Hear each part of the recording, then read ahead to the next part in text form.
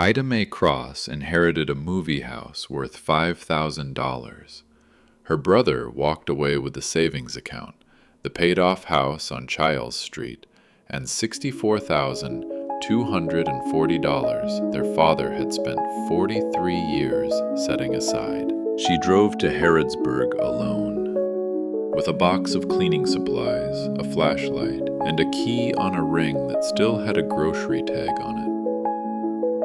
What she found behind the red velvet curtain on the second floor had been sitting in the dark for 40 years. And her father had written her name on it. Not if she came, when. At 65, after 31 years keeping books for a company that dissolved itself in a Tuesday morning bankruptcy filing, Ida Mae Cross received her inheritance via email. The subject line read, "Re, Estate of Harold B. Cross." She was standing in the parking lot of a Kroger on the edge of Lexington when she read it. The email was 4 paragraphs. The attachment was 11 pages. She read the summary paragraph, put her phone in her coat pocket, and went inside to buy milk. She bought 2%, the store brand, and a loaf of bread she didn't need. Harold Bernard Cross had died on a Sunday in late October, the way he did most things, quietly and without asking anyone's permission. He was 81.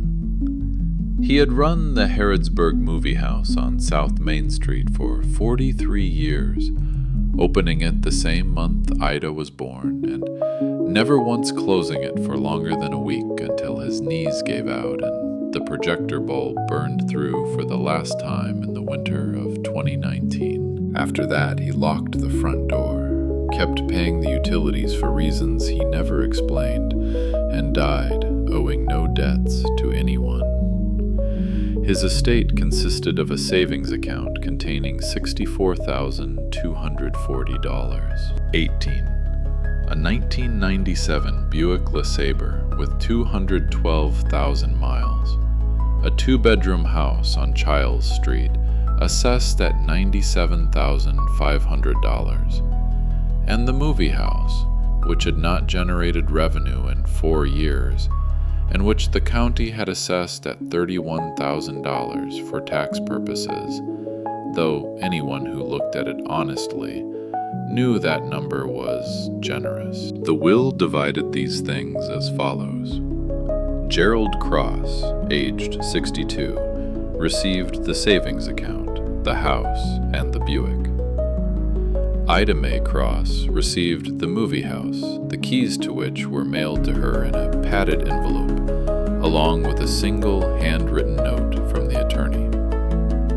Please settle any outstanding property taxes within 90 days. The outstanding property taxes were $3,847. She had $6,200 in checking. Gerald called that evening. He did not open with condolences. He had already delivered those at the funeral, efficiently, in the parking lot of the church before the service began. What he opened with instead was a statement of belief. He believed, he said, that their father had always intended for the movie house to go to him. He had said so, Gerald explained, on multiple occasions. At Christmas 2 years ago, at Easter last spring, once on a Tuesday in July that Gerald remembered clearly because it had been very hot. Ida let him finish. There had been, Gerald continued, some kind of confusion. Possibly the attorney had misread something. Possibly their father, toward the end, had not been entirely clear in his instructions. Gerald was not accusatory about this. He was, as always, reasonable. He presented his position the way he presented most things, as a problem with an obvious solution that simply required the right person to articulate it. Ida said she understood he felt that way. Gerald said he was not asking for a fight. He was asking for a conversation about what made sense. Ida said she would think about it. She did not tell him she had already decided. She had decided in the Kroger parking lot, 43 seconds after reading the email, standing between two shopping carts with her phone in her hand. The decision had arrived not as an emotion, but as a fact, the way most of Ida's decisions arrived, with the quiet finality of a column that balances without explanation. Here is what Gerald had. He had the savings account, which was real money. He had the house on Childs Street, which their father had owned outright since 1998. He had the Buick, which was worth perhaps $3,000 to the right buyer. He had, by Ida's rough calculation, inherited the equivalent of a comfortable retirement supplement, the kind of number a man in his early 60s could look at and feel settled. And he wanted the movie house, too. This was not greed, exactly. Ida understood that. Gerald was not a greedy man in the ordinary sense. He did not accumulate for accumulation's sake, did not hoard or scheme. What Gerald wanted was something more specific and more difficult to argue with. He wanted the world to confirm what he believed his father had promised him. He had built a version of events inside himself, assembled carefully over years from conversations at Christmas and Easter and one hot Tuesday in July. And the will had not matched that version, and the mismatch was, in Gerald's framework, a clerical error to be corrected rather than a decision to be accepted. He was 62 years old, and he had grown up in the same house as Ida, and he had learned different things from the same father, the way children in the same family always do, each one finding in the same man the parent they needed, or the parent they feared, or some combination that became the story they told themselves about who they were and where they came from. Gerald's story required the movie house. He did not know why. He had not examined it that closely. He only knew that when he read the will, something had not matched, and the mismatch had produced in him a certainty as complete and as immovable as any certainty he had ever held. Ida had her own certainties. They were quieter than Gerald's. They did not announce themselves. They simply sat in her, the way a balanced column sits on a page, not dramatic, not demanding attention, just there and accurate and not going anywhere. She put the keys in her purse. She finished her coffee. She called a neighbor to watch her cat, told her she'd be back by Sunday, and the next morning she put her cleaning supplies in the trunk of her Civic and drove 71 miles southwest on the Bluegrass Parkway toward a town she hadn't visited in 11 years, to a building she wasn't entirely sure was still standing, to a door she didn't yet know existed. She arrived in Harrodsburg at 9:14 on a Wednesday morning in November. The town looked the way small Kentucky towns look in November, like it was waiting for something that might not come. The maples along South Main had dropped everything. The hardware store had a hand-lettered sign in the window advertising a sale on weather stripping. A man walking a beagle crossed the street ahead of her without looking up. The movie house was on the south end of the block, between a closed insurance office and an alterations shop that appeared to still be operating a light on in the back, a paper sign on the door listing hours. The movie house itself had no lights anywhere. The marquee letters had been removed at some point, leaving 2 rows of empty tracks and the ghost of a title Ida couldn't reconstruct. The facade was brick, painted cream at some point in the 1970s, now the color of old newspaper. 2 of the 3 front windows had been covered from the inside with brown paper. The third was bare, and through it Ida could see only darkness and the shapes of things she couldn't identify. She sat in the car for a moment. Then she got out, got her cleaning supplies from the trunk, and tried the first key. It didn't fit. She tried the second key. It fit, but didn't turn. She worked it at different angles, the way her father had always said you had to with old locks. Steady pressure and patience, not force. On the fourth attempt, the deadbolt turned with a sound like a knuckle cracking, and the door opened inward, trailing a smell that was immediate and specific. Old velvet, stale popcorn oil, wood that had been breathing recycled air for 4 years. And underneath all of that, faint as a memory, the particular sweetness of carbon arc lamp ozone that Ida associated with nothing else in the world except this building. She stood in the doorway. Then she went in. The lobby was smaller than she remembered. The concession counter ran along the left wall, the sneeze glass filmed with dust, the popcorn machine still in place with its brass fittings and red enamel sides looking less like equipment than like furniture, like something that had simply decided to stay. The carpet was burgundy, or had been, worn down the center to the underlayment from 43 years of foot traffic. The ticket booth in the corner was empty, its window dark, a hand-lettered price list still taped inside the glass. Adults, $6, $50. Children, $4. Seniors, $5.50. She set her cleaning supplies on the counter. She looked at the popcorn machine for a moment.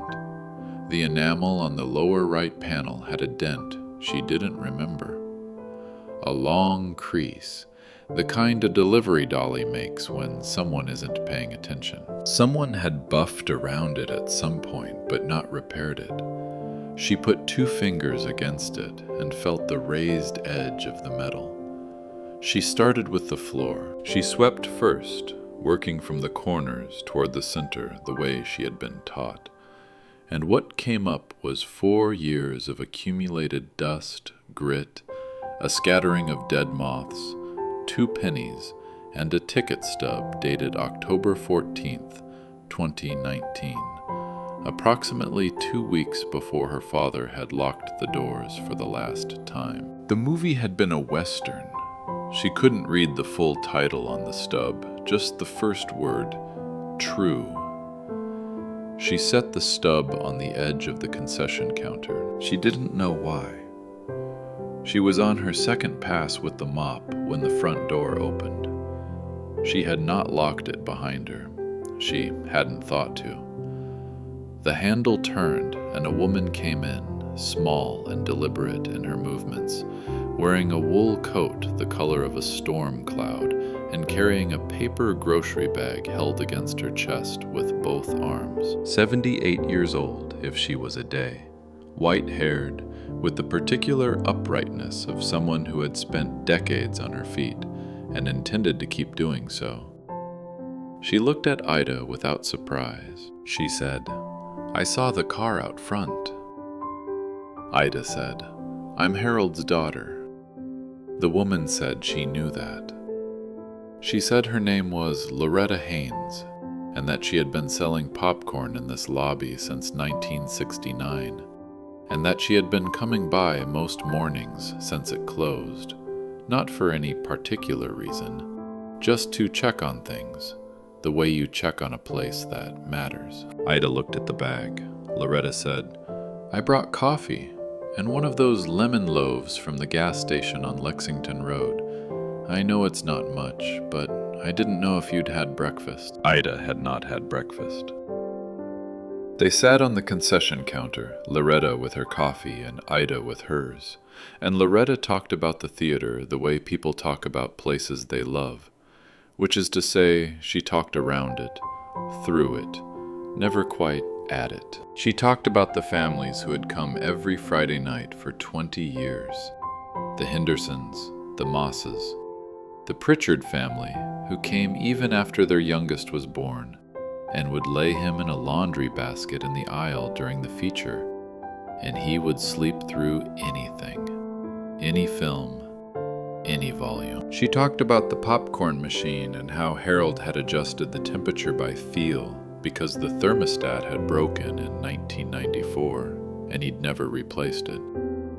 Said it wasn't necessary, said he could tell by the sound when it was right. Ida listened. At some point, Loretta said, "He talked about you, you know. Not Gerald, you." Ida didn't answer. Loretta said, "He used to say you were the one who understood what things were worth, not what they cost, what they were worth. He said there was a difference, and most people never learned it." Ida looked at her coffee cup. She said, "He gave Gerald the money." Loretta was quiet for a moment. Then she said, "He gave Gerald what Gerald would understand." Ida didn't ask what that meant. She thought about it while she finished her coffee, set the cup down, and picked up her mop. They worked together for the rest of the morning.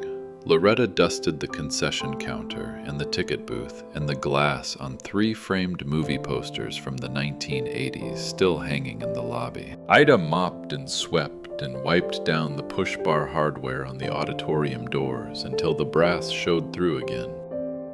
Neither of them talked much. The work had its own rhythm, steady and incremental.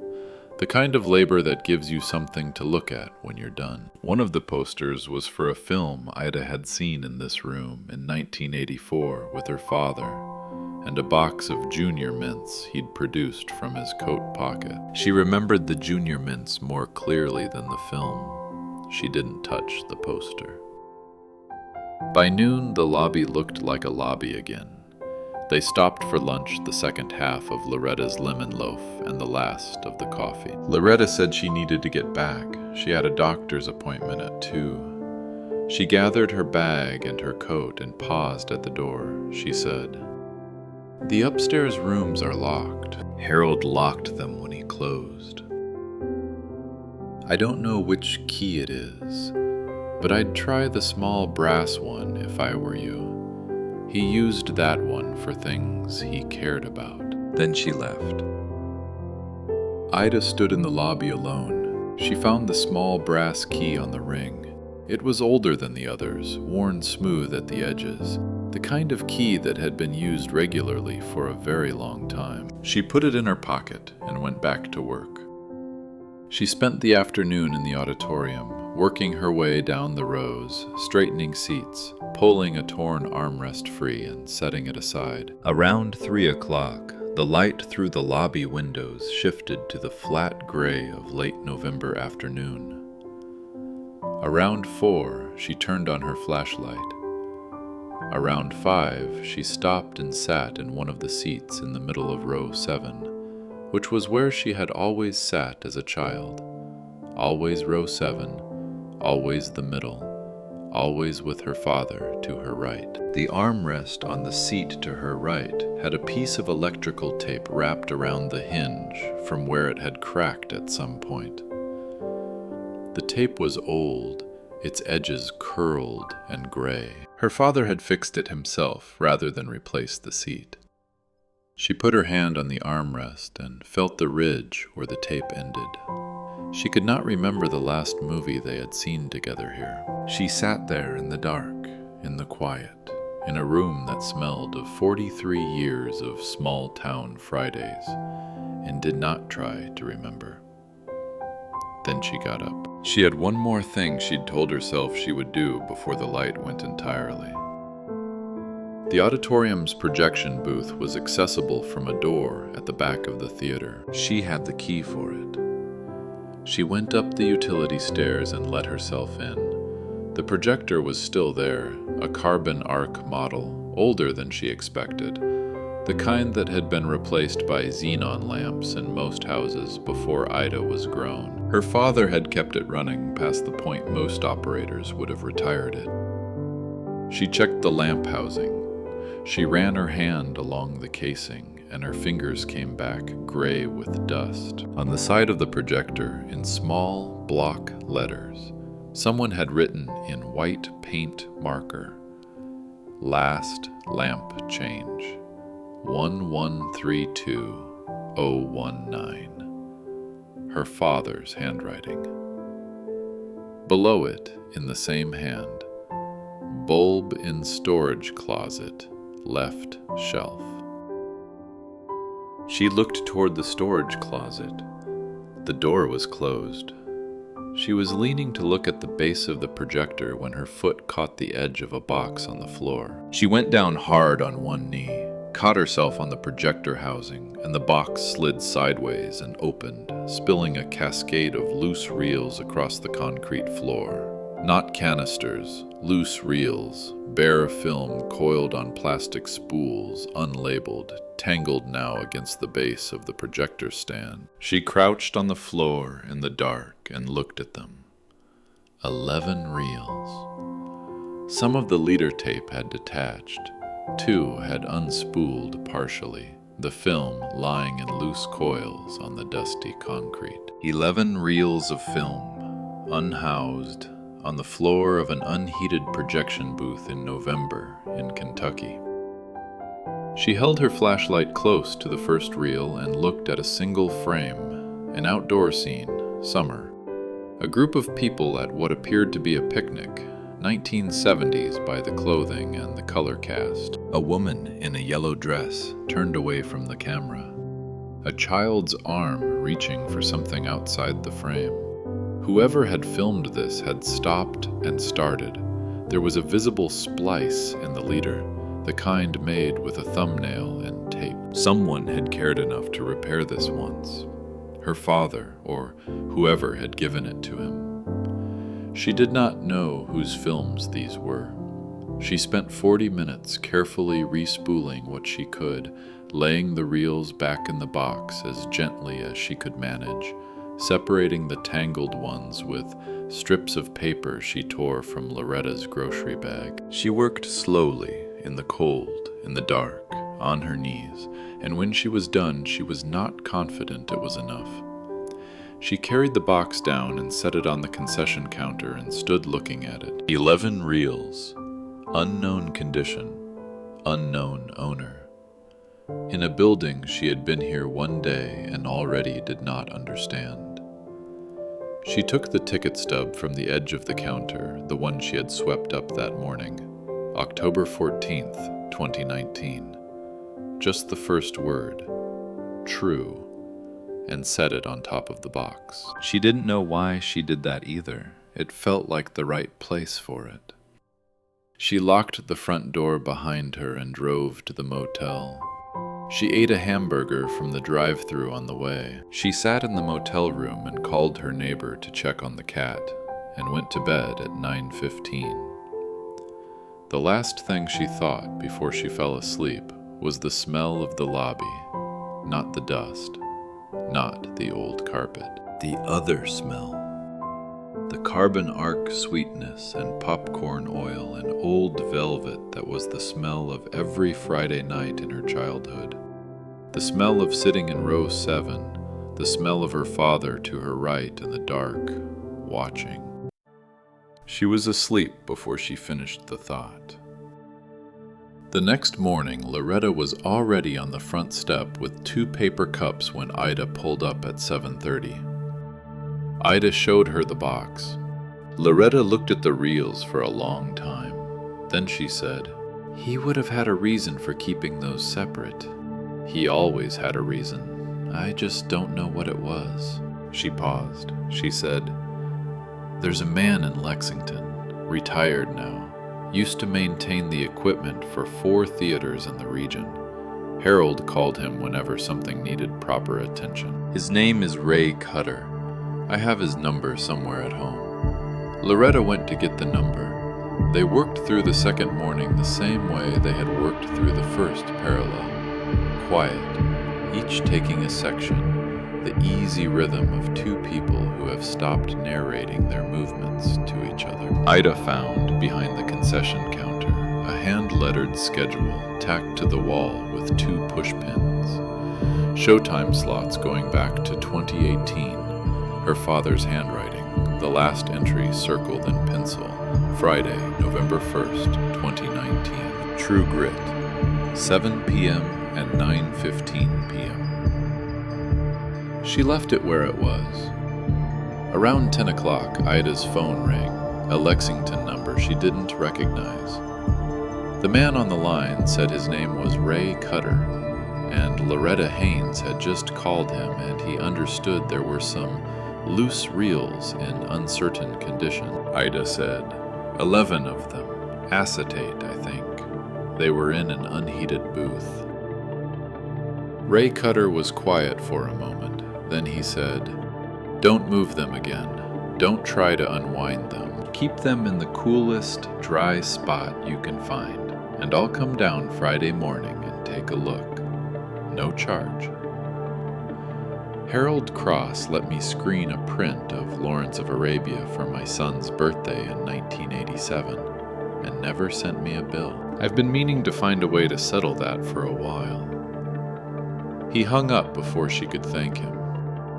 Ida stood in the auditorium aisle with her phone in her hand. She looked at the back of the lobby. She could see, from where she was standing, the faint outline of the velvet curtain against the far wall. In the morning light, it was just a curtain, a piece of old fabric someone had hung there and never taken down. She had been in this building for 2 days. She had cleaned the lobby and the auditorium. She had found 11 reels in an unheated booth and gotten someone to come look at them. She had swept up a ticket stub and a handful of dead moths and 2 pennies and a piece of her father's last Friday night. She had sat in row 7 in the dark. She had not touched the curtain. I need to stop here for a moment, because I have been telling you this story in the order it happened, and that order is not the order of what matters. What matters is what was already up there, behind that curtain, while Ida was downstairs mopping and straightening seats and going to bed at 9:15. What matters is what her father had left ready, loaded, waiting in the dark, not for if she came, for when. And she was standing 20 feet away from it, in a building she had been given for reasons she was only beginning to understand, and she hadn't looked at the curtain yet. What she found next wasn't what any of us expected. But standing in that lobby with a flashlight and a pocket full of keys, and 40 years of questions she hadn't known she was carrying looking back now, it was the only thing that made sense. She was back at the movie house by 7:30 the next morning. She had not planned to go to the curtain first. She had planned to finish the auditorium, to work through the remaining rows on the right side. She had a list. She had always worked from lists. But she stood in the lobby with her flashlight and her coffee, and she looked at the back wall, and she knew she was not going to do the rows first. The back wall was hung with a curtain. Not the auditorium curtains, those were burgundy like the carpet. This was a backdrop, a theatrical flat, a piece of scenery someone had hung against the back wall and apparently left there. It was red velvet, or had been red, now the color of dried roses, 12 feet wide and floor to ceiling, hung on a rod that ran the width of the wall. There was nothing remarkable about it. Theater lobbies collect things, people leave things, but it didn't belong there. She set her coffee on the concession counter and walked toward it. She put her hand against the fabric, stiff with age and dust, heavier than it looked. She took hold of the edge and pulled it to one side. The dust came down like snow. She turned her face away and waited. When she turned back, her flashlight found what was behind the curtain. A door, plain wood, painted the same cream as the lobby walls, fitted so flush it was nearly invisible without the angle of light. A door-shaped rectangle in the plaster, with a small brass keyhole, the same size as the small brass key in her pocket. She stood there. The key was in her pocket. The door was in front of her. She held both facts without moving for a long moment. She did not open it that morning. This was not a decision she made consciously. It was simply what happened. She stood in front of the door, her hand on the key in her pocket, and then she put the flashlight down on the concession counter and sat on the lobby floor with her back against the curtain rod and looked at the ceiling. The ceiling was pressed tin, painted white, the pattern a repeating grid of small flowers inside squares. Her father had repainted it in 1989. She had been there 29 years old, on a ladder in the corner, helping him roll the second coat because he didn't want to pay a painter, and she was the only one who'd offered. They had painted all day on a Saturday in June. Her father had brought sandwiches. They had not talked much. They had painted and listened to the radio on an extension cord from the office, and at some point in the afternoon a song had come on that she didn't know the name of, and her father had hummed along under his breath, and she had made a note to herself to ask him what it was. She had never asked. She sat on the floor and did the arithmetic she had been not doing since she pulled into the parking lot the morning before. The movie house had operated for 43 years in a town of 8,000 people, with ticket prices that had not crossed $7 at any point in the last decade. She knew what a single-screen movie house in a small Kentucky town could generate. 200 seats on a Friday night, half that on a Saturday matinee, maybe 60 on a Tuesday. Call it 400 tickets a week on a good week, at an average price of $5.50. That was $2,200 a week, before film rental, before utilities, before the popcorn machine's quarterly service, and the carpet cleaning, and the HVAC, and the liability insurance, and the property tax. She had seen her father's ledger. She knew what he made. She knew what he kept. A man running a single-screen movie house in Harrodsburg, Kentucky for 43 years did not accumulate significant wealth. He accumulated, if he was careful, enough. The savings account had $64,240.18 in it. Gerald had that now. And Ida had a movie house with outstanding property taxes of $3,847.00, and a door behind a velvet curtain with a brass keyhole. She understood numbers. Numbers told you what happened. They did not tell you what it meant. She sat on the floor until her back stiffened.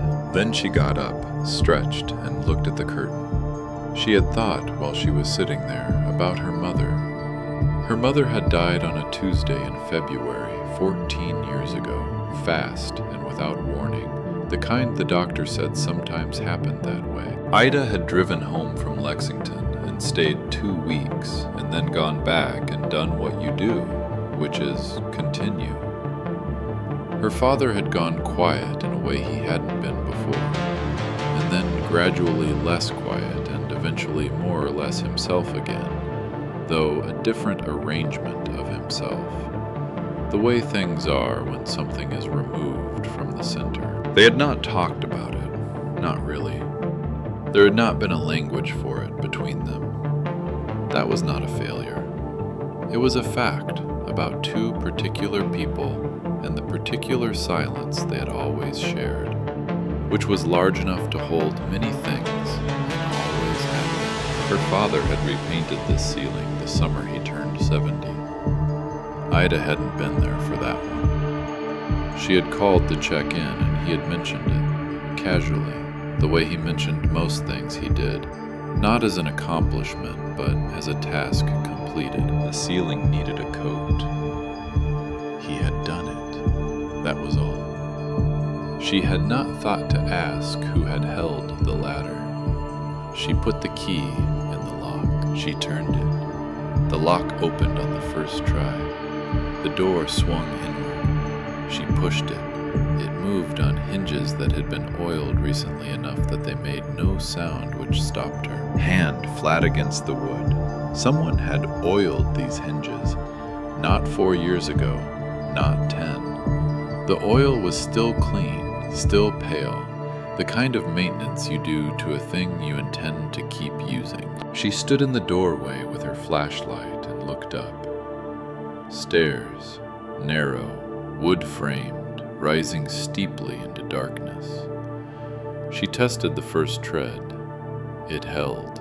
No flex, no complaint. She went up. The staircase turned once a shallow switchback at the halfway point, then continued to a small landing and a second door, this one standing slightly open, 3 inches of darkness at the edge. The air on the landing was different, drier, cooler by several degrees.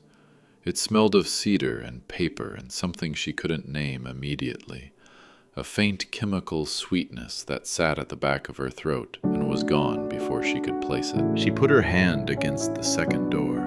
She pushed it open. The room was long and low, running the full width of the building above the lobby, with a ceiling that peaked at 8 feet in the center and sloped to 4 at the outer walls. No windows. The only light was her flashlight, which she moved slowly across the room in a single sweep before she stepped inside. Along the left wall, steel shelving units, floor to ceiling, 12 feet of them, each shelf loaded with flat metal canisters the size and shape of cake tins, stacked 4 high, each one labeled in her father's handwriting in black marker. Names, dates: Henderson, 1974 to 2019. Moss family, 1981 to 2017. Pritchard, 1986 to 2004. She counted the shelves, 6 of them, each one full. Along the right wall, a workbench, low and wide, with a lamp clamped to one end. She found it was still plugged in. She clicked it on. The bulb worked. A yellow circle of light fell across the surface of the bench, which held a film editor, one of the old flatbed kind, and beside it a pair of white cotton editing gloves placed neatly together, and a loop on a short chain, and a small notebook open to a page of her father's handwriting. She did not read the notebook yet. At the far end of the room, a small reel-to-reel projector on a stand pointed toward a square of white painted plaster on the opposite wall that served as a screen. Beside the projector, a wooden stool. Beside the stool, a thermos. She walked to the thermos. She picked it up and shook it. Empty. She put it down. She walked to the shelving. The names were alphabetical by first letter, loosely the way a person organizes things for their own use. She found C near the left side of the first shelf. 7 canisters labeled with names beginning with C. She moved her flashlight across them slowly. Combs, Carpenter, Combs again, Coleman, Crawford, Cross. She stopped. Cross. 1 canister. The label read, Cross Family, 1979 to 2019. She looked at it for a moment. The canister was the same as the others, flat, round, silver metal, entirely ordinary. It sat in its place between Crawford and the next name along, tended and stored and waiting with the same patience her father had given everything else. She did not take it down yet. She made herself finish the survey of the room first, the way she would finish reading a column before correcting an entry. She walked the length of the shelves and counted the canisters. 214. 214 flat tins, each one labeled, each one holding whatever it held. Some of the labels were in fresher ink replacements, she guessed, for labels that had faded or peeled. Her father had relabeled them. He had maintained the system of identification the same way he had maintained everything else in this room, not dramatically, not with announcement, just steadily, the way a person tends a thing they have committed to tending, regardless of whether anyone is watching. She picked up one at random from the middle shelf. Stanton Family, 1983 to 1997. 14 years of Stantons. She set it back carefully, exactly where it had been, in the groove the base had worn into the shelf over 40 years. She stood in the center of the room and turned slowly. The shelves, the workbench, the projector, the stool, the thermos her father had left empty on his last visit to this room, whenever that had been, and had not come back to fill. She understood what the room was. She understood it all at once, the whole picture arriving complete before she had time to question any part of it. The canisters were home movies, 8mm film, the format of every American family from 1965 through the 1980s. The format that recorded birthdays and Christmases and summer afternoons and all the Fridays that would otherwise have left no record of themselves. The families of Harrodsburg had given their films to Harold Cross, and Harold Cross had stored them here in this dry, cool room above his lobby, and had repaired them and maintained them and screened them on the small projector against the white painted wall alone, on a wooden stool, with his thermos watching 40 years of other people's Fridays. She thought about that for a long time, about what it meant to spend 40 years in a room no one knew existed, watching other people's summers. Not out of loneliness, she thought, or not only that. Her father had not been a lonely man in the ordinary sense. He had been a man who moved through the world at a specific frequency, one that most people couldn't quite tune to, and had found in this room and this work and these 214 flat tins a purpose that fit the frequency exactly. He had not needed anyone to know about it. That was the part she kept coming back to. He had done it for 40 years in a room above a lobby, alone, and had told one person, Loretta, who sold popcorn and came by most mornings to check on things, and had not told another soul, including his own children, because telling would have made it something else. It would have made it charity, or generosity, or legacy building. And it wasn't any of those things. It was simply work. Work he believed in. Work he did because the films needed to be kept, and he had the space and the patience and the 40 years to give to it. Her right hand found the edge of the workbench. She held it. The wood was smooth there, worn smooth along that edge the way wood gets worn when a person stands in the same place for a very long time. She pressed her fist against her mouth. She looked at the wall. She stood very still. If you've made it this far into Ida's story, hit subscribe, because what I found in that room is the part I have been waiting to tell you. After a long time, she picked up the notebook. She started from the beginning. The first entry was dated September 1979, the same month Ida had started her second year of community college, and it read, "First delivery today. Benny Kowalski brought 3 reels, summer 74 through 78. Said the garage floods every spring and he's afraid of losing them. I told him I had the space. I have the space." She turned the page. October 1979. Henderson family brought 2 reels. Earl said his wife couldn't watch them anymore since her mother passed, but didn't want to throw them away. I told him I'd keep them safe. I will. November 1979. Rigged the upstairs room with the Steenbeck. Checked the humidity. Needs to stay below 50% or the acetate base will go. Ordered a dehumidifier from the catalog, $14. She turned pages. The entries were intermittent, sometimes weekly, sometimes months apart. Her father's handwriting changed slowly over the decades, growing more compressed, the letters drawn more carefully as the hand aged.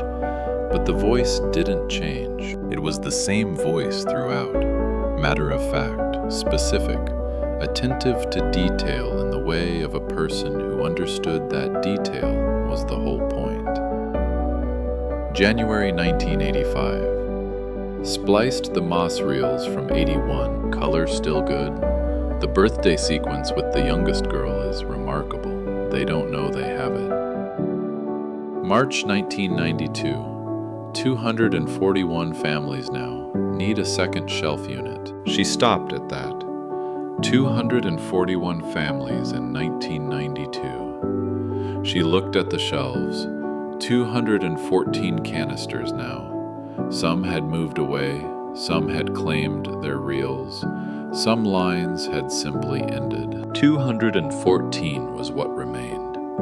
The entries from the 2000s were less frequent.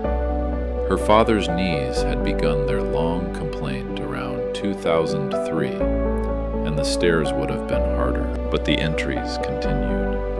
Repairs noted, new deliveries recorded, the occasional remark about a sequence that had caught his attention. August 2011. Ran the Pritchard reels tonight, 1991 Christmas. The youngest one, the boy, must be 30 now. He doesn't know his grandmother sang to him in that kitchen. I wonder if anyone ever told him. She put the notebook down. She sat with her hands in her lap and looked at the canisters on the shelves and thought about a man who had run a movie house in a small Kentucky town for 43 years, who had charged $6.50 for adults and $4 for children, and had opened on Tuesday nights to show old films to whoever wanted to come, and who had spent 40 years in a room above his lobby, alone, repairing other people's memories on a $14 dehumidifier and a pair of white cotton gloves, watching birthdays and Christmases and summer afternoons that most of the people in them had forgotten they still had. She thought about what Loretta had said. He gave Gerald what Gerald would understand. She thought about what it meant that her father had kept 40 years of her family's film in a canister with the same careful label as every other family in this town. Not separate, not special, not in a box marked for her. Just there, in alphabetical order, tended and stored and waiting with the same patience he'd given everything else. She picked up the white cotton gloves. She put them on. She lifted the Cross family canister and carried it to the projector. The projector was threaded. There was already a reel on it, the take-up reel, empty and waiting, the feed reel loaded with film, the leader already run through the gate and attached, ready to run. Her father had loaded it and not run it, or had run it and reloaded it. Either way, he had left it ready. The way you leave a thing ready when you intend to come back to it. She looked at the label on the feed reel, a small piece of adhesive tape applied in her father's hand in black marker. She read it. She read it twice. It said, "For Ida, when she gets here." She put the canister down on the workbench. She sat on the stool. She put her hands flat on her thighs and looked at the 4 words on the tape and did not speak. Not if. When. She sat for a long time. Then she reached out and switched on the projector. The motor engaged. The reel began to turn. The lamp threw its beam through the gate and through the lens and hit the white painted wall at the end of the room, and the film began. It was a Tuesday afternoon in summer. The image slightly overexposed, the way home movies from the early 1980s often are. the colors warm and bleached at the edges. The camera was pointed at a kitchen table, and at the table sat a young woman with dark hair cut to her shoulders, bent over a ledger book, writing. She was 22 years old, and she did not know she was being filmed. She wrote in the ledger for a moment. Then she looked up at something outside the frame and said something, and whoever was behind the camera said something back, and the young woman laughed, not a polite laugh, a real one, sudden and unguarded, the kind that happens before you have time to decide whether you're going to let it. Then she looked back at the ledger and kept writing. The film ran for 4 minutes and 37 seconds. Ida counted. She sat on the stool in the dark and watched herself at 22 years old, bent over her father's bookkeeping in his kitchen on a Saturday in June. And she counted the seconds because she needed something to do with her hands, and she had nothing to do with her hands. When it ended, the screen went white, and the take-up reel spun free, and the projector motor ticked in the silence. She reached out and switched the projector off. She went to the shelves and found the cross-family canister and opened it. Inside were 7 reels, each wound neatly on its spool, each labeled in her father's handwriting with a year or a range. The earliest said 1979 to 1982. The latest said 2018. 7 reels, 39 years. She did not watch them, not yet. She set them out on the workbench in order and looked at them. 7 spools of acetate and silver halide that her father had carried upstairs and maintained in a dry room for 40 years. And she thought about what it cost to do that. Not in money, in the other currency. The one that doesn't balance neatly. The one that runs in one direction only. She thought about the film. 4 minutes and 37 seconds. Her father behind the camera, she at the kitchen table, the June light coming through the window she couldn't see. He had been 60 that summer. She had been 22. She had been teaching him bookkeeping, and he had been filming her without her knowing. And whatever he had seen through that lens, whatever had made him press the button and keep it pressed for 4 minutes and 37 seconds, he had carried it up these stairs and stored it in a dry room and left it threaded in a projector for however many years it took for her to arrive. She put the reels back in the canister. She closed the lid. She sat on the stool for a moment with her hands in her lap and looked at the white painted wall the projector had been aimed at. The paint was flat and slightly yellowed, and there was a water stain in the upper left corner, a brown ring from some long ago leak in the roof, sealed over but still visible. Her father had painted over it once. It had come back. He had left it after that. She picked up the notebook and started again from the first entry, slowly this time, reading everything. And interspersed through the entries, irregular and without announcement, were the ones that weren't about the film. October 1983. Ida called tonight. She has a job offer in Lexington. She's going to take it. I told her I was glad. I am glad. She has always been better than this town could hold. March 1991. Gerald came by the house. He wants me to invest in something he's working on. I told him I didn't have the capital. He took it well. He's a good boy. He wants things clearly, that's all. Some people need the world to be clear. September 1997. Ida was here for the weekend. She helped me repaint the auditorium ceiling. We didn't talk much. She's good at that, at being somewhere without needing it to be something. Her mother was the same way. I didn't tell her that. I should have. She read that entry twice. Then she set the notebook down and looked at the ceiling. January 2016. I've been thinking about the scholarship fund. 67 people over 40 years. Some of them I knew, most of them I didn't. I kept the records in the office downstairs, the green folders in the lower cabinet. Ida will find them. She knows how to read records. She stopped. The green folders in the lower cabinet. She had not been in the office. She came downstairs carrying the notebook. The lobby was empty. Loretta had gone quietly at some point. Ida went behind the concession counter and opened the office door. Small room, desk, phone, filing cabinet. A window onto the alley. The desk was clear except for a stapler and a mug holding 3 pens. The chair was pushed in. Everything orderly in the way of a person who expected to come back. She opened the lower cabinet. Green folders, 8 of them, each labeled in her father's handwriting. Film Arts Scholarship, followed by a year range. The earliest was 1981 to 1985. The latest was 2015 to 2019. She took out the earliest folder and opened it. The first entry was a young woman from Harrodsburg named Cecilia Marsh, 1981. $800 toward film studies at the University of Kentucky. A note in her father's handwriting clipped inside.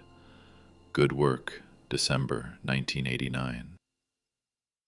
The second was a young man named Darius Webb, 1982, $600 toward photography at a community college in Louisville. No follow-up note, just the entry, the amount, and a blank space where a note might have gone. The third was a young woman named Patricia Coles, 1983, $1,200 toward art school in Cincinnati. A note clipped to her entry. She sent a photograph. It's on the wall in the upstairs room. Ida stopped at that one. She read it again. She looked at the date on the note. 1987, 4 years after the scholarship. The girl had gone to Cincinnati and come back with something worth sending. Her father had received it at a post office box that Ida now understood had been his mailing address for 40 years, and he had taken it upstairs and framed it and hung it where he could see it from his stool. She kept reading. The fourth entry, the fifth, the sixth. Each one a name, an amount, a purpose written in the same matter-of-fact hand her father used for everything. Film repair notes, humidity readings, the cost of a $14 dehumidifier in 1979. He had not written these as charitable acts. He had written them as records. The way you write down an expense or a deposit. The way you keep track of something you consider a normal part of operating. She opened the 2015 to 2019 folder and added the column in her head, the way she had always done arithmetic. She went through all 8 folders. She sat with the folders on her lap and the total she had arrived at and looked at the desk. The scholarship fund had distributed $156,000 over 38 years, and that number, as large as it was, turned out to be the least surprising thing in that office. She looked more carefully at the source column, the one she had almost skimmed past, which listed where the money came from. Not from operations, from a separate account listed in the ledger as FA Fund. She traced the FA Fund entries backward, folder by folder, until she reached the earliest one. The initial deposit to the FA Fund was dated June 1981. The amount was $42,000. The source was listed as Sale of Collection, Private. She sat with that. She went back upstairs and stood in the center of the archive room and looked at the framed photographs on the far wall above the projector. She crossed to them and held her flashlight close. They were originals, hand-stamped on the back. The first was a black and white photograph, a composition of light and shadow, A single tree in a field, the grain of the film visible. In the lower right corner, in pencil, P. Coles, 1987. 67 people over 40 years. She came back downstairs. She sat in the chair near the ticket booth as the November afternoon folded into evening and the lobby grew dim. She needed to call Gerald. She knew this the way she knew most things she was obligated to do, not with enthusiasm, but with the clear understanding that avoiding it didn't change what it was. Gerald had grown up in the same family. He had a right to know what his father had built up here, even if he'd never known to look for it, even if the building and everything in it was legally hers, even if the 4 words on the tape said her name and not his. She was going to have to be the kind of person who told him anyway. That was not generosity. It was just what was correct. She sat in the dark and thought about what she would say, and how she would say it, and which parts she would show him first. And she thought about the notebook entry from 1991. He wants things clearly, that's all. Some people need the world to be clear, and she understood that she was going to have to give Gerald something clear. Not explanations, not the full weight of 40 years of her father's inner life, which Gerald had no framework for and would only find disorienting. Something he could look at and hold in his hands and understand in the direct, practical way he understood things. The green folders, she decided. She would start with the folders. She thought about Gerald, about what she would say to him. She was going to have to show him, not explain, show. And then she looked at the column she had almost skimmed past in the earliest folder. The applications to the Film Arts Fund of Central Kentucky were listed alphabetically by recipient. She had been moving through them quickly. The entry was dated September 1981. The recipient was listed as Cross, Ida M. The amount was $900. The purpose? Accounting Studies, Community College. She sat in the chair as the lobby went dark, and the full weight of the third revelation arrived, not all at once, but in stages, the way certain kinds of understanding arrive. First the fact, then the implication, then the thing behind the implication that changes the shape of everything you thought you already knew. Her father had paid for her education, not visibly. Not as a father paying tuition, which she would have noticed and questioned and probably refused. As a fund administrator, distributing grants from a scholarship program she had applied to on her own merits and been awarded through a process that had looked, from her side of it, entirely impersonal. She had found that scholarship herself. She had been proud of finding it herself. She had carried that pride for 40 years without knowing what was underneath it. He had arranged it so she would never know. He had arranged it so she would believe she had done it herself. He had made both things true at once. She sat in the dark lobby of the Harrodsburg movie house for a long time. She thought about being 19 years old and sitting in this same lobby on a Friday night in 1979, eating popcorn her father had made by sound because the thermostat was broken, watching a film she couldn't now remember on a screen she could now see from this chair. She thought about the scholarship application. She had found it in the community college financial aid office, in a folder labeled Local Awards, Arts and Humanities. She had filled it out by hand in 2 sittings, at the kitchen table in her apartment. She had written about her plans in the essay section, and she had been proud of what she wrote, proud of the clarity of it, proud that she had found the thing herself without asking anyone for help. She had received the award letter 6 weeks later. $900 applied directly to her account. The Film Arts Fund of Central Kentucky.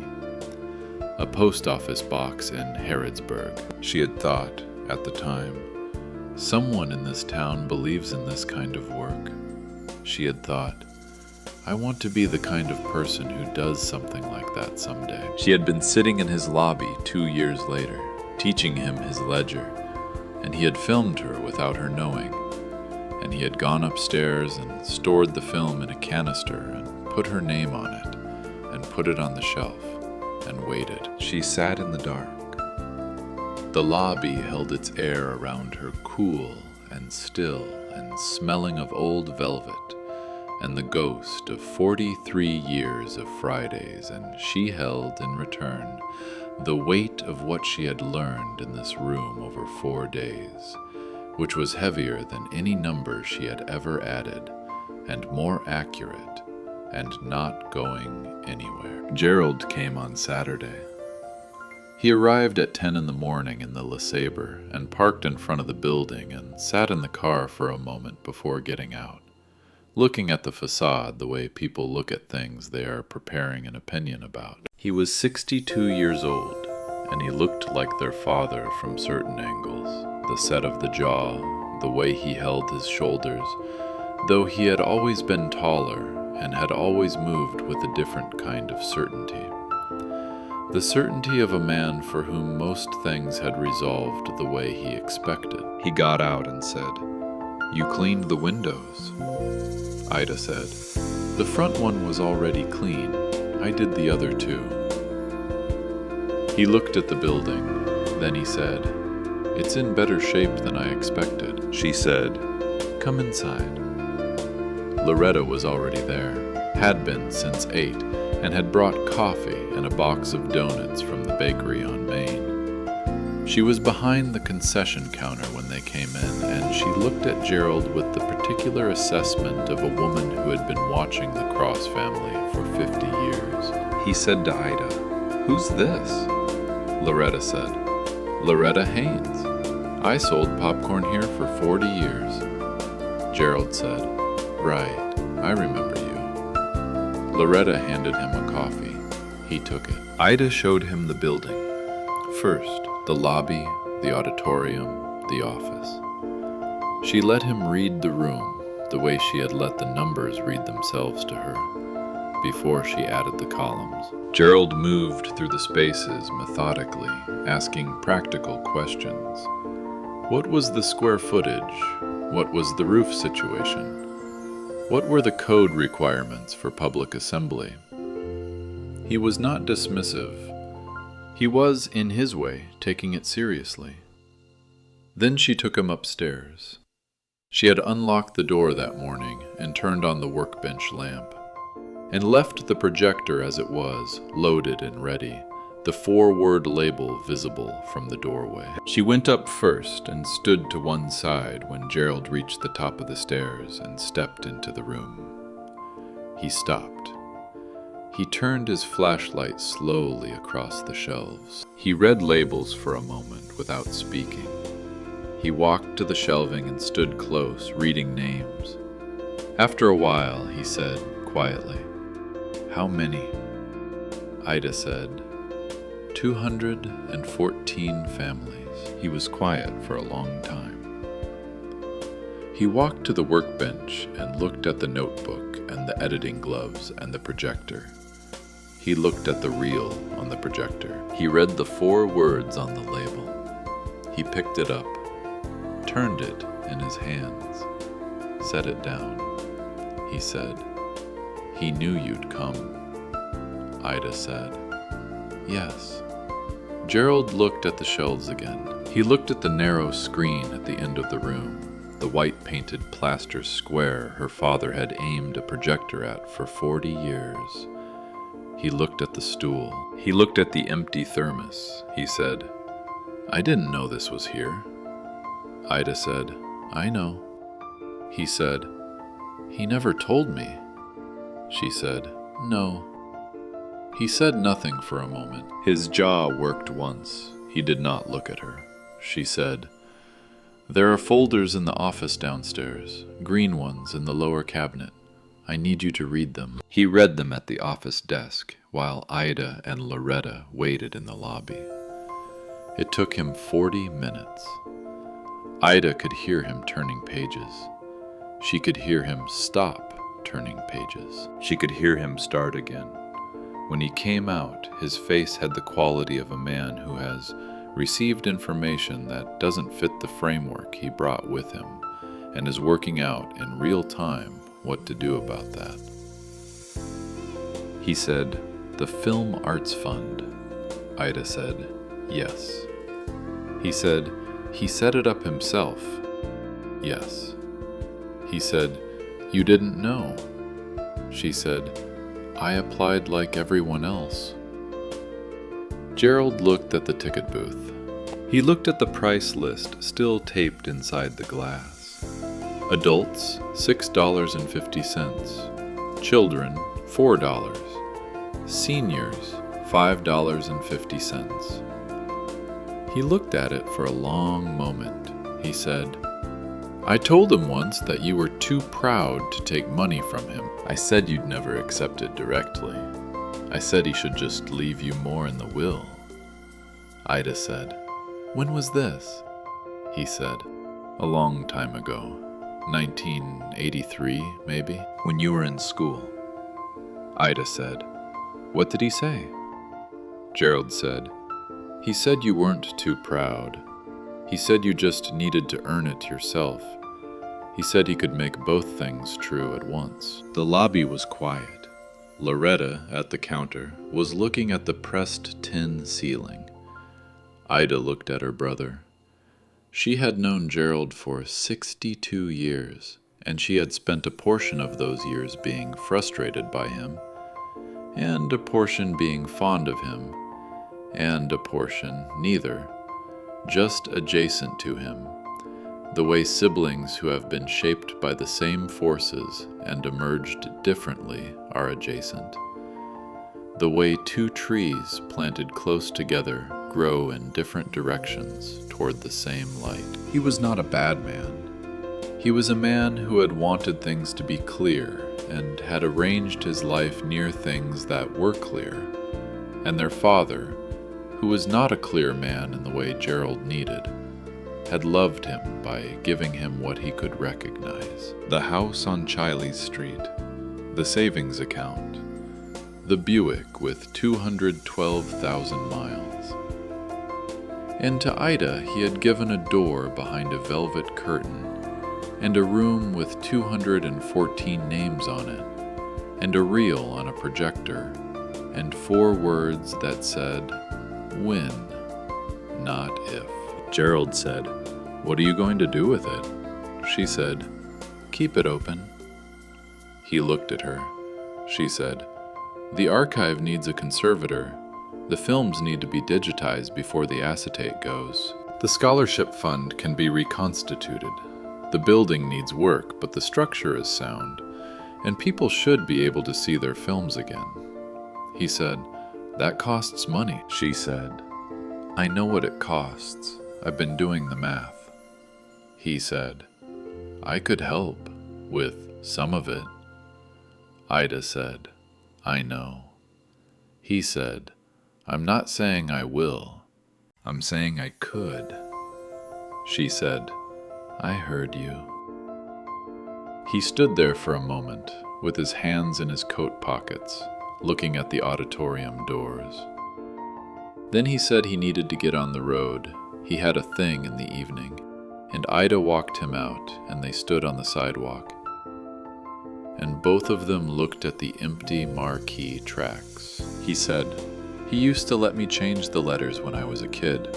He'd lift me up to reach the high ones." Ida said, "I remember." He said, "I thought it was the best job in the world." He got in the LeSabre and drove back toward the Bluegrass Parkway. Ida stood on the sidewalk until she couldn't hear the engine anymore. Then she went back inside. The community dinner was Loretta's idea, though she presented it as something already decided, rather than as a suggestion. She said, "3rd Saturday of December. Here, you cook, I'll bring the table." Ida said, "I don't have chairs." Loretta said, "Auditorium seats 412. I think we can manage."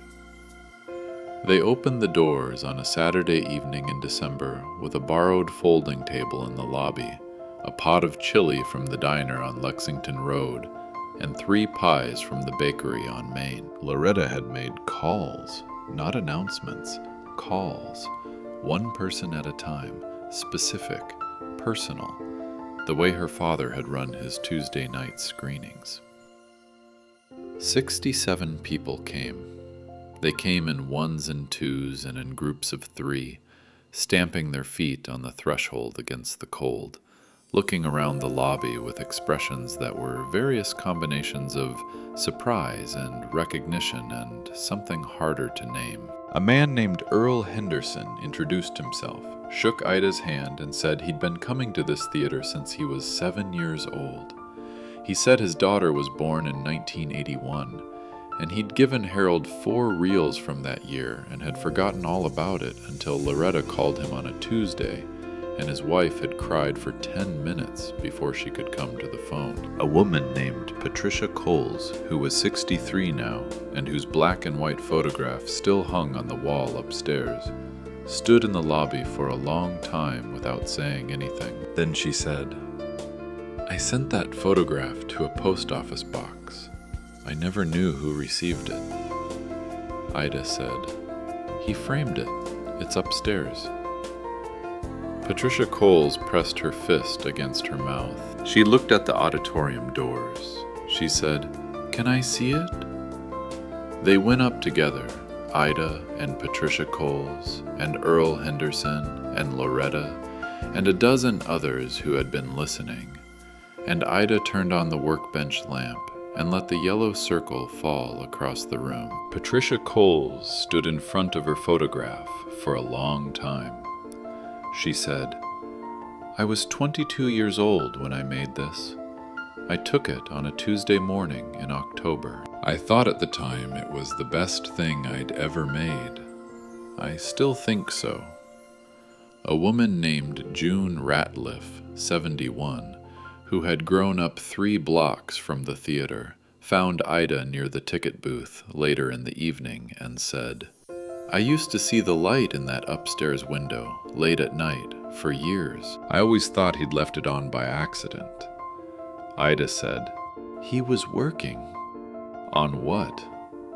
"On keeping things. That was what he did here. I always thought he just showed movies." He did that too. A man named Roy Carpenter, 58, who had not been inside this building since 1987, found Ida at the concession counter and said, "My mother gave him 3 reels in 1974. She died in 1991, and I thought those films were gone. I've been thinking about that since Loretta called me. I've been thinking about it for 3 days." He said it the way people say things they have not known they needed to say until they were already saying them. One by one through the evening they came and found her in the corner by the ticket booth, by the auditorium doors, in the narrow space between the concession counter and the popcorn machine. And they said versions of the same thing. Some had known their families had given Harold film and had not thought about it in years. Some had not known at all. Some said they had always wondered who had helped them with one thing or another, and had never been able to find out. A woman named Della Sykes, who taught 3rd grade at the elementary school on Maple, and who had grown up in the house directly behind the movie house, and had watched the building's back windows her whole childhood, found Ida near the auditorium doors and said, "I used to hear the projector running at night sometimes, when the wind was right. I told my mother once, and she said I was imagining things. I never thought I was." Ida said, "You weren't." Della Sykes nodded. She looked at the auditorium doors. She said, "Did he ever watch them with anyone?" Ida said, "Once in a while, if someone needed to." Della Sykes said, "I didn't know him well. I knew his back window, and I knew the sound of his projector, and I knew he showed movies on Friday nights for 40 years. I thought that was the whole of it." Ida said, "Most people did. The last people left at 10:30. Loretta helped fold the table. They turned off the lobby lights and stood for a moment in the dark before Ida opened the front door, the two of them in the lobby that smelled of chili now, and coffee, and the residue of 67 people on a December evening. Loretta said, "He would have liked tonight." Yes. She locked the door behind them. She stood on the sidewalk and looked at the empty marquee tracks, the 2 rows of metal channels running the width of the facade. She had ordered letters that afternoon. They would arrive Wednesday. She walked to her car. The street was empty, the hardware store dark, the alterations shop closed. A thin wind came down Main and moved through the maple branches that had been bare since October. She sat in the Civic for a moment before starting the engine. What a father leaves behind is not always money.